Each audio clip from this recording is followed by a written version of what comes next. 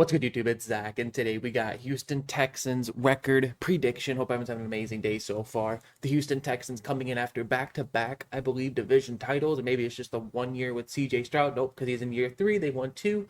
Let's get straight into it. Starting with week 1, they're taking on the Los Angeles Rams. I do believe the Rams are going to be a very good football team this season, and I do have the Rams taking this week 1 matchup against the Texans. The Texans still have kind of a couple question marks in at receiver, but with the Rams' new addition, Devontae Adams, they get the win. Week 2 on kind of the mini bye as they're taking on the Tampa Bay Buccaneers on 8 days rest.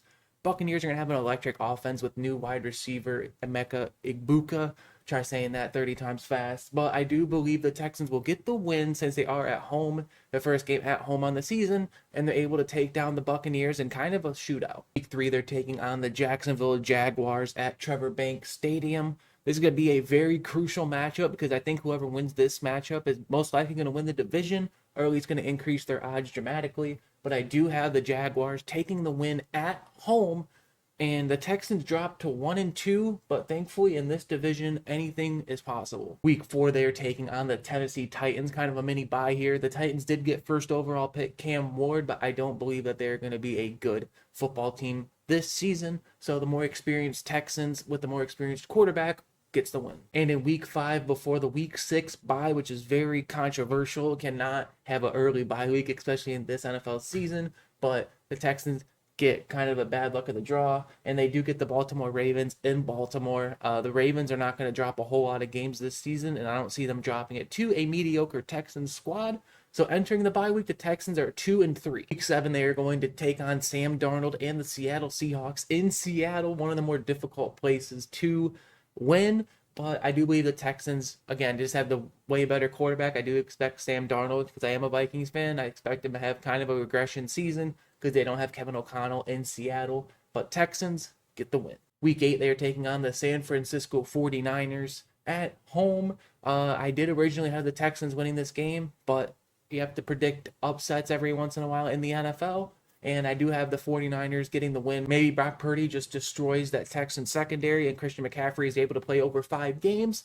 Niners win. In week 9, they're taking on the Denver Broncos. This is not an easy schedule at all for the Houston Texans. I do believe the Texans will get the win. The Broncos do have a really good secondary, but who knows? I think CJ Stroud might be able to just squeak one out. Maybe Nick Chubb and Joe Mixon are able to attack the Denver rush defense, but Texans get the win. Week 10, they are taking on the Jacksonville Jaguars, their final matchup of the regular season, and I do have the Texans getting the win, the home team winning each one in this affair, and now the Texans have won 2 in a row, and that win streak continues as they are traveling to Tennessee, Nissan Stadium to be exact, take on Cam Ward in the first overall pick for the second time, and I do have the Texans sweeping the Titans once again. Titans could be very dangerous next year as long as they address their needs in the NFL draft.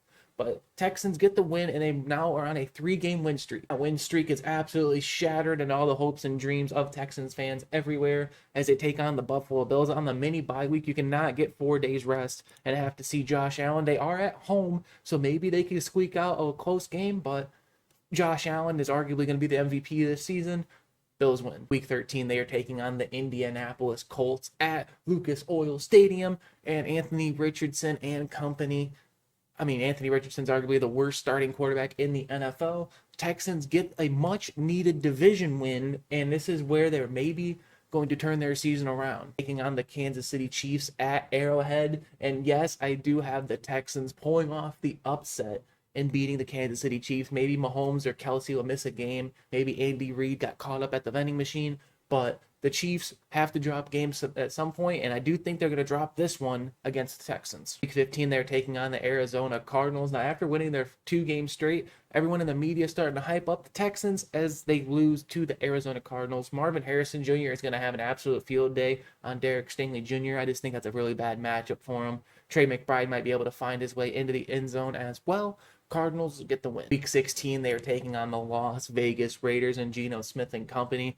I do expect the Raiders to already be mathematically eliminated at this point, so they're going to be trying to tank a little bit for draft positioning. No one will ever admit that they're tanking, but I don't see the Raiders trying too hard in this one, so the Texans get the win. And in week 17, a playoff rematch against the Los Angeles Chargers. This is going to be a very, very good game. Since Rashawn Slater went down with that injury, I do expect Will Anderson to have an absolute field day. Maybe Joe Alt can still hold his own, but I do have the Texans getting the win and clinching their division in week 17. 18, they're playing the Indianapolis Colts once again. The Colts are known for ruining their draft positioning towards the end of the season, so the Colts will defeat the Texans backups, and the Houston Texans win their division title for the third consecutive season as they finish with a 10-7 record. But let me know what you guys think in the comments section below. Am I too high on the Texans or am I a little bit too low? I do expect 10 wins to win the AFC South this season. But other than that, it's been Zach. I'll see you all in my next video. Peace.